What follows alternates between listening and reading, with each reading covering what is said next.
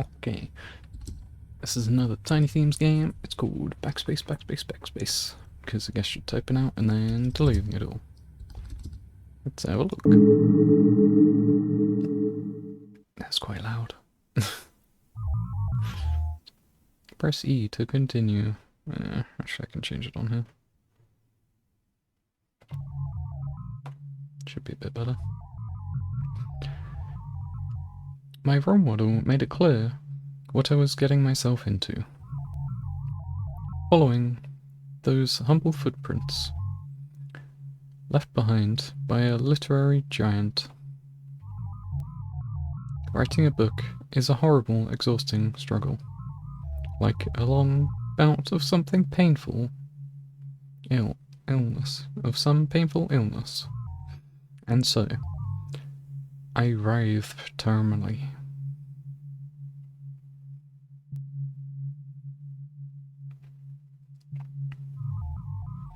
My eyes have been glued to my monitor at this exact window since 5:30. Well, that's not entirely true. I occasionally looked at my phone, or at nothing in particular. An escape from an escape. I set out to make, but I consume. I self-mummify. I just sit and stare.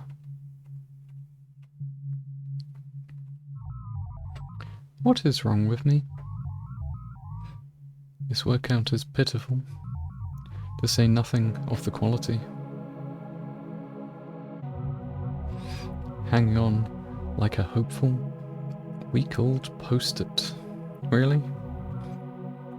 I've been racking my head trying to squeeze out this idea. It was so clear in my mind. And this is all I've got? AI could have done this in seconds, and probably better. Right?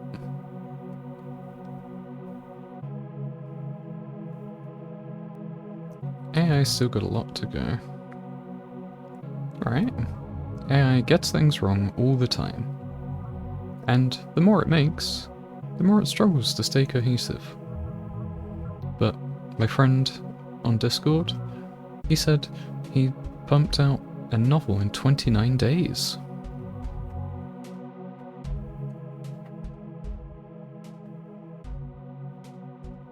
A whole novel. That's 80,000 words, give or take. He's got a publisher and everything too. Meanwhile, Pathetic. Why am I doing this? Why am I subjugating myself to this?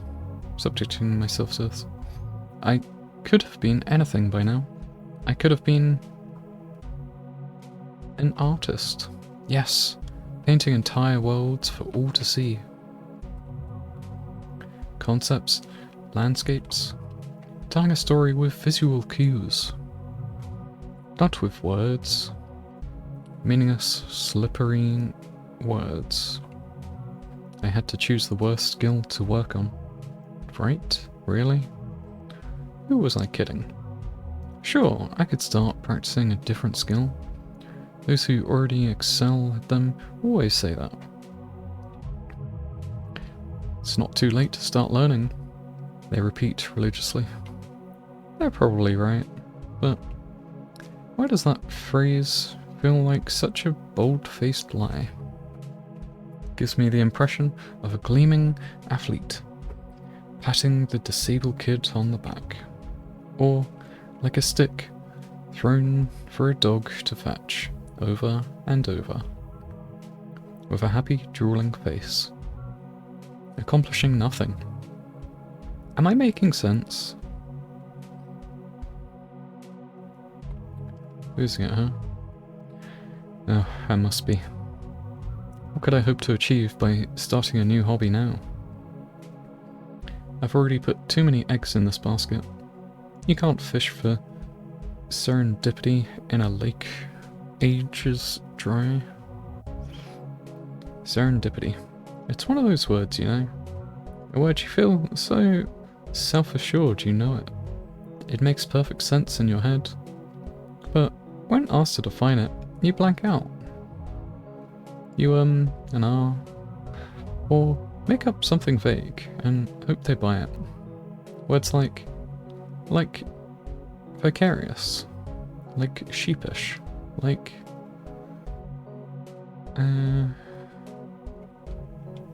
idiosyncrasy. Did I pick this up from somewhere? I think it meant something like odd behavior? I know a thing or two about those, then. Stop speaking in metaphors, you idiot. You're not in a book. How do they do it? I know exactly what I want to happen. It is right there. My story. My thought. No. Calling it a thought is an insult to a human cognition. I might as well be a painter with 10 broken fingers. Pink and grotesque, like whole fermented pigs.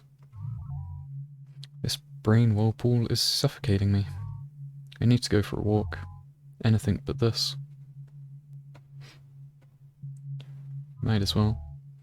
This is it. The walk that will bring it all around.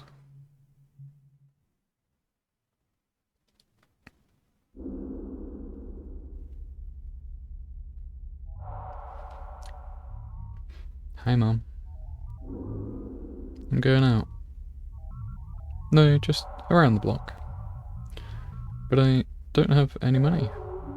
Fine. Okay. Love you too. I'm leaving now.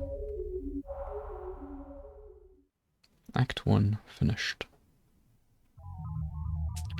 The streetlights are out again. Can't believe she wants me to buy dairy now, of all the times of the day. For a second, I thought I was too important to buy grocery. Where do I get off thinking like that? Historically, children were made solely to work. Not ancient history, even. Imagine me, hefting a hoe half my weight. No, my two greatest concerns are going on an errand, and that I can't write to save my life. It's hard to imagine sometimes. You getting anywhere? That's... maybe I'm not cut out to even buy groceries. And again...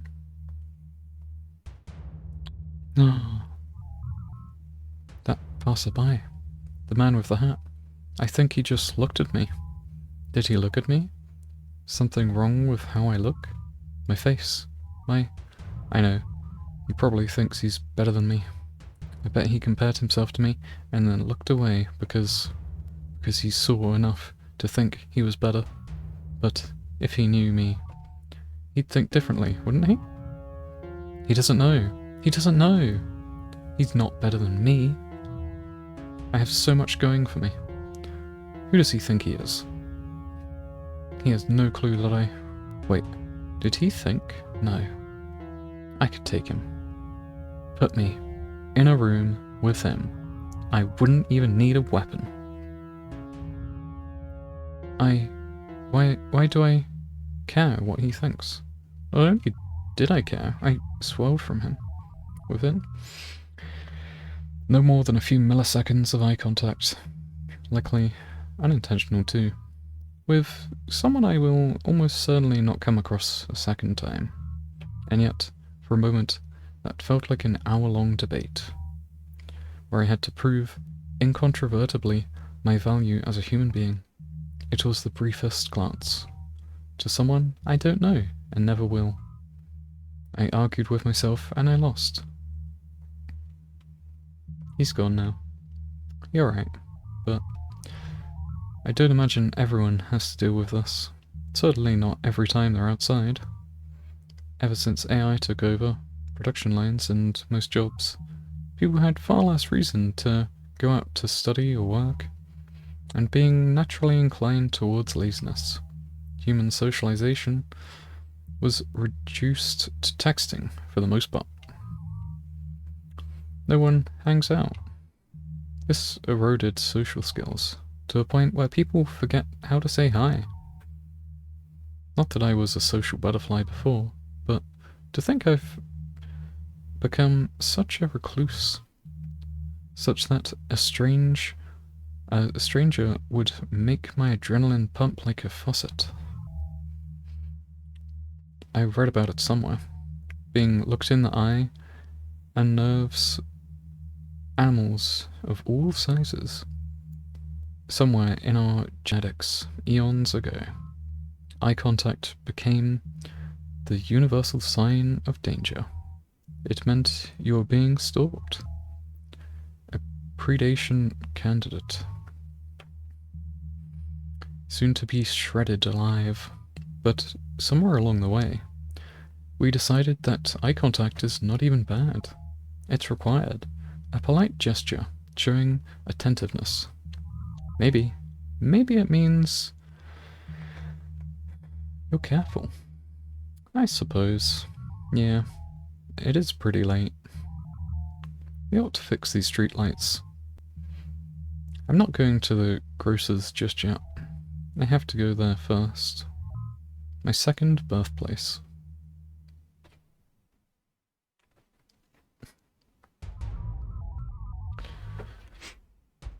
I dreamt I dwelt in marble halls, and I wasn't born for a time like this. Was Smith? Were you? Finish chapter 2. Long ago, something terrible was unearthed. A being of unimaginable power, fueled solely by hate. It is called many things: monster, aberration, a great and unfathomable evil. It was let out into the world to hate and bring ruin. The more it saw, the more it hated. The more it hated, the stronger it grew. All attempts at stopping it failed. Even trying to outlive it. It outaged them. Hate drove it to outpace even farther time. And everything it came across, it turned into rubble. Or mincemeat. Until it met an unhateable person. Someone so kind, they were wholly impressed to loathe.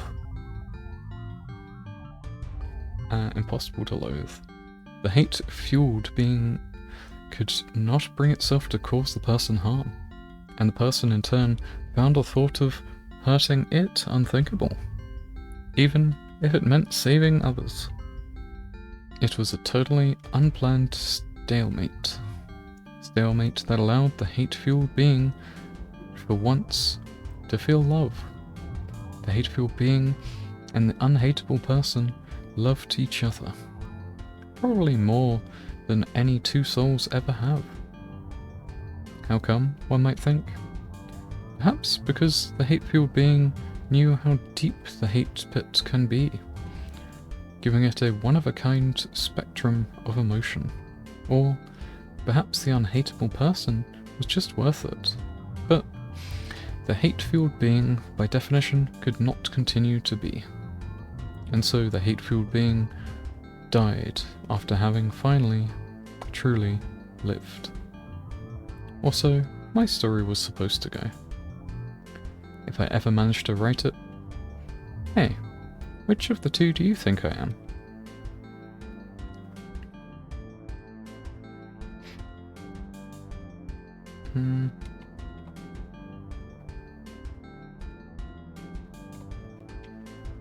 Probably both. How? That's a bit paradoxical, isn't it? You're silly. The truth is, I envy them both. Power, love. In the end, we all fight for one or both. And most of us pass away, having ended up with neither. In one sentence, I described my story to an AI model. It filled the screen in seconds. I had to scroll for a whole minute to see the end. The result was disjointed, a bit unwieldy, like a monkey with a gun. But it was more text than I've ever written put together. It used vocabulary I'd never thought of myself, and a structure that makes so much more sense. Maybe a discerning reader can tell the difference, but there are enough AI-made publications out there that actually sell to put off most sound-minded people off the art form.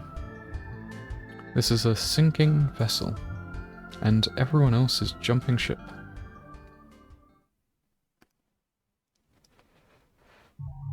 Long ago, I used to come here to read,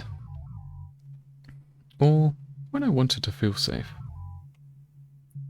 Every other day or so, I told my mum that I went to school, but I hid here the whole time, making sure I was back by the time school was over, wearing my backpack and my fakest smile. Thinking back now, it was a miracle I managed to get past high school, but only when hiding did I ever feel safe being myself. That is most likely how rodents feel at all times. I do not mean to pity myself, but everyone walks like life. To them, weighs a feather. But to me, it crushes me. Life pins a pillow to my face so firmly, and I never run out of breath. Please, can nothing ever make it stop? The only thing worse than suffocating is not being able to die from it. What is left for me to do? My only means of self-expression fails me. Or maybe I failed at... What am I? You're you. What? I didn't see that coming. I was told once, remember when you struggle. Your suffering is yours, but it is not unique. Suffering is suffering. We all deserve some degree of sympathy, and I suppose knowing others are muddling through life like I am makes me feel a bit less incompetent. I don't suppose this is Schadenfreude. I do not owe life an excuse to continue being in it, do I?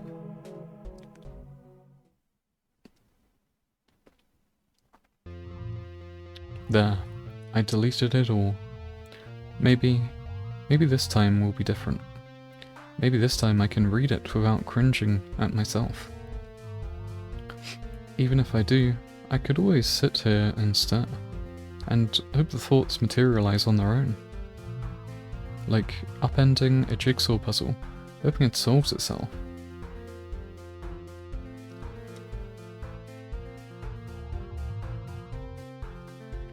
We have a terrible inclination to relate very strongly to catchy quotable lines, short and punchy, like a gacha aimed at the universe. We post them, wear them, and tell them to others, like a boring gospel. Like moths to a lit candle, we gravitate and blind ourselves. We're not perfectly human slots waiting for the right advice to fit in. What worked for someone may sound catchy to others, but it could be just another truth-shaped lie to accept.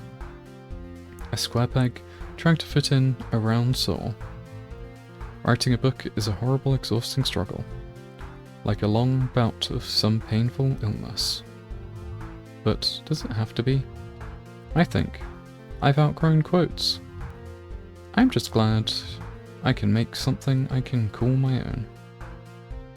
Writing ending. Rediscover the joy in creating something new. Ending one.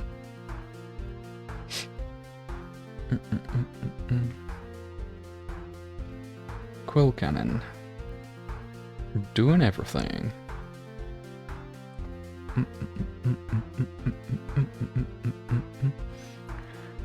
Malik doing some music consultant.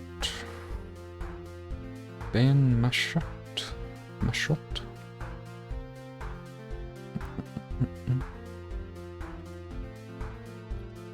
Very nice. Boom. So I got quite a nice positive ending. But it looks like there's a few different ones, which makes sense because there's definitely like getting into your mind space and talking to yourself. Which, you know, I think especially nowadays more people are open with sharing it. And yeah, definitely going through stuff myself like this. Just like the anxieties and stuff.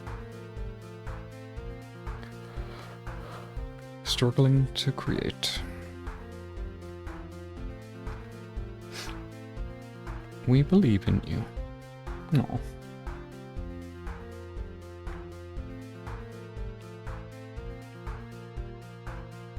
Nice. Because this is kind of short, I may leave it there rather than do the other endings. That way, if people want to get it, because I think it's really cheap anyway on Steam. So if people want to wishlist it and help out and support the devs, please go ahead. But yeah, that was my ending. Quite a nice positive one. And yeah, I'm gonna jump onto another one. So, be right back.